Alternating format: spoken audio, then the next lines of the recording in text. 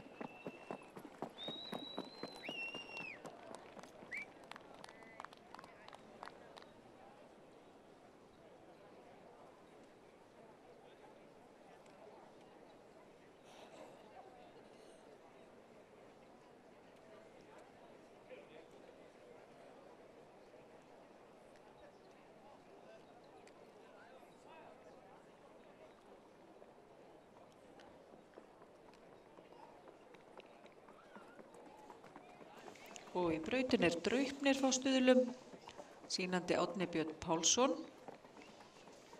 Og það komin dómur fyrir Árblakk frá Laugasteini sem Daniel Jónsson sýndi hér áðan. En fyrir sköpulag hefur Árblakkur hlotið 8,28 og kostir Árblakks skiptast þannig. Fyrir tölt hefur hann hlotið 9,0, fyrir brokk 8,5, fyrir skeið 9,0, fyrir stökk 8,5.